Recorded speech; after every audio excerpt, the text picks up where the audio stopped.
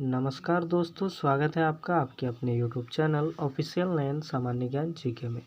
तो दोस्तों, आज के इस वीडियो में हम लोग पढ़ेंगे ज्योग्राफी की बहुत ही इम्पोर्टेंट टॉपिक भारत की नदियाँ, जो कि भारतीय भूगोल से संबंधित है। और इस टॉपिक से प्रत्येक एग्जाम में 1-2 प्रश्न देखने को मिलते ही हैं। तो यदि आप हमारे चैनल में नए हैं तो चैनल को सब्सक्राइब कर लीजिए। तो चलिए शुरू करते हैं आज की टॉपिक को। और इसमें हम लोग पढ़ेंगे भारत की नदियाँ, जो कि हम लोग मैप के माध्यम से बहुत ही बेहतरीन तरीके से समझने की प्रयास करेंगे। ठीक है, तो चलिए शुरू करते हैं।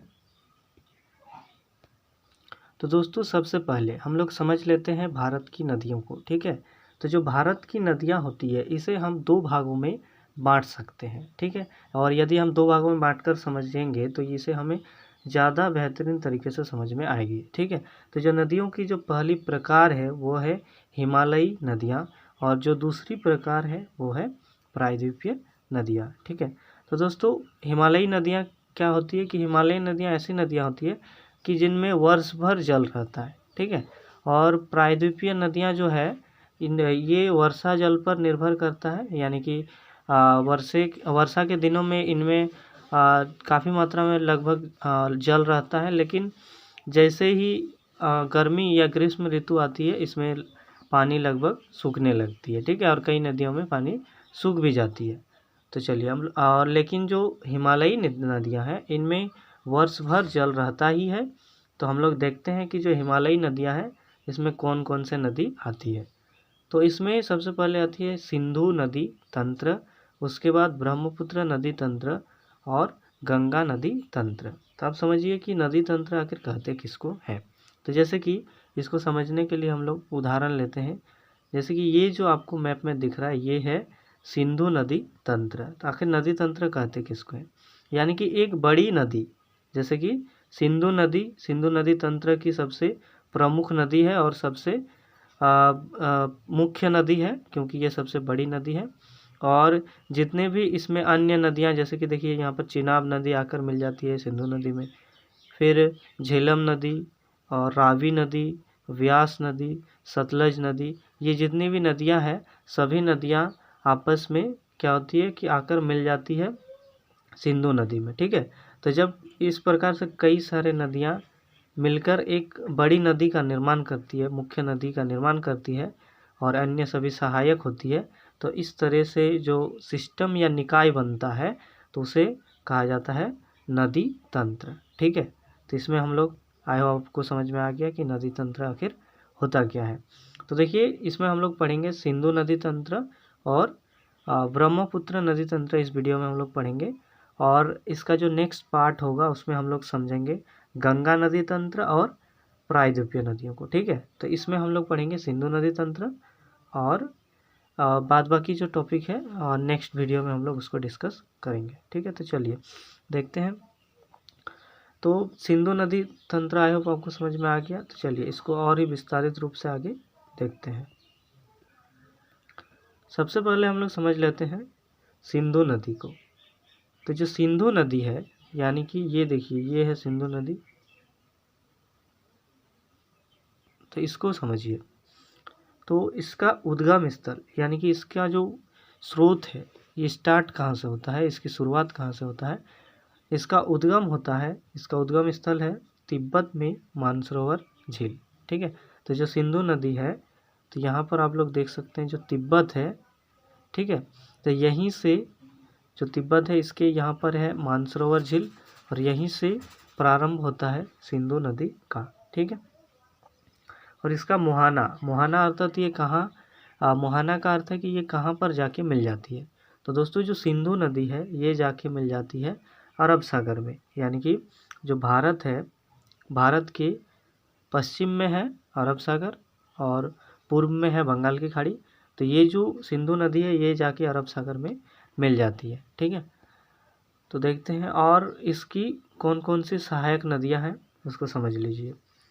तो सहायक नदियाँ, यानी कि जो बड़ी नदी है ये सिंधु नदी, तो इसकी कई सारी ऐसी नदियाँ हैं जिसकी पानी आके मिल जाती है सिंधु नदी में, तो उन नदियों को ही सहायक नदियाँ कहेंगे। ठीक है, तो सबसे पहले यहाँ देखिए, ये है झेलम नदी, जो कि ये आगे हम लोग झेलम नदी, चिनाब नदी, रावी नदी, व्यास नदी, सतलज नदी सभी को विस्तारित रूप से देखेंगे। लेकिन हम अभी आप लोग समझिए कि ये जो नदियाँ हैं झेलम, चिनाब, रावी, व्यास और सतलज, ये जो है ये सिंधु नदी तंत्र के ही सहायक नदियाँ हैं। ठीक है, तो सिंधु नदी तंत्र, उसकी सहायक नदियाँ झेलम नदी, चिनाब नदी, रावी नदी, व्यास नदी और सतलज नदी। ठीक है,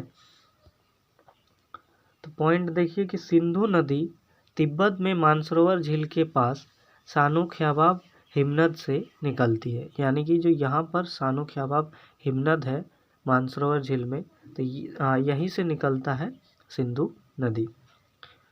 सिंधु नदी की लंबाई 2880 किलोमीटर है। ठीक है, यानी कि इसकी कुल लंबाई है 2880 किलोमीटर। अब कुल लंबाई का अर्थ है कि ये 3 देशों से होकर गुजरती है। ये तो हो गया एक चीन में, ये हो गया भारत में और ये हो गया पाकिस्तान में, यानी कि 3 देशों से होकर गुजरती है। ठीक है, और अगर हम बात करें भारत में इसकी लंबाई कितनी है, यानी कि यहाँ से लेकर यहाँ तक इसकी लंबाई कितनी है, तो भारत में इसकी लंबाई है 1114 किलोमीटर। ठीक है, तो चलिए अब हम लोग नेक्स्ट नदियों को देखते हैं। नेक्स्ट है चिनाब नदी।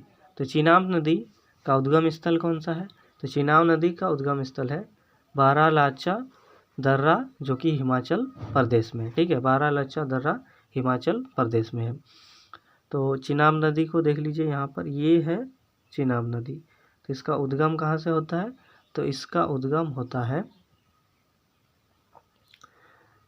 बारालाचा दर्रा, जो कि हिमाचल प्रदेश में है यहाँ पर, और इस जगह से इसका उद्गम होता है और ये जाके मिल जाती है सिंधु नदी में। यानी कि इसका मुहाना कहाँ पर है, सिंधु नदी से। यहाँ से आते हुए ये जाके मिल जाती है सिंधु नदी में। ठीक है, तो जो चिनाब नदी है ये शुरू होता है बारालाचा दर्रा हिमाचल प्रदेश से और ये जाके मिल जाती है सिंधु नदी में। ठीक है, हिमाचल प्रदेश में चिनाब नदी को चंद्रभागा नदी के नाम से भी जाना जाता है। यानी कि जो चिनाब नदी है इसको चंद्रभागा नदी भी कहा जाता है। तो कहाँ पर, तो हिमाचल प्रदेश में। चिनाब नदी सिंधु नदी की सबसे बड़ी सहायक नदी है। और आपको एक चीज़ ध्यान रखना है कि जो सिंधु नदी है इसकी सबसे बड़ी सहायक नदी कौन सी है, तो चिनाब नदी ही इसकी सबसे बड़ी सहायक नदी है।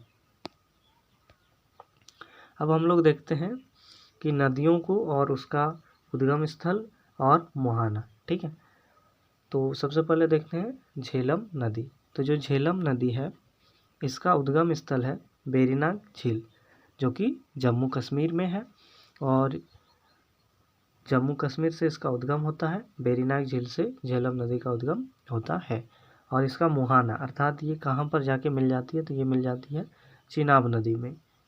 झेलम नदी का उद्गम वेरीनाग झील और जाके ये मिल जाती है चिनाब नदी में। फिर है रावी नदी।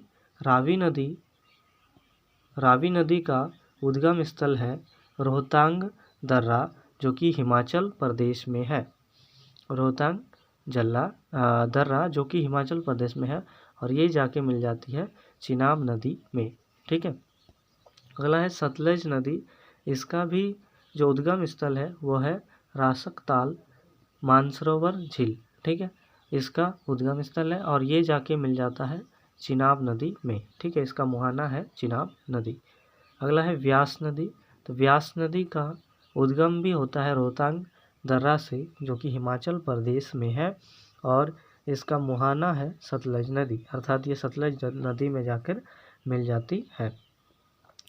तो दोस्तों आई होप आपको वीडियो समझ में आ गई। तो इसमें हम लोग डिस्कस किए सिंधु नदी तंत्र को, और जो नेक्स्ट हम लोग का वीडियोस आएंगी उसमें हम लोग डिस्कस करेंगे ब्रह्मपुत्र नदी तंत्र और गंगा नदी तंत्र, साथ ही जो दक्षिण भारत की नदियां हैं उसको भी डिस्कस करेंगे।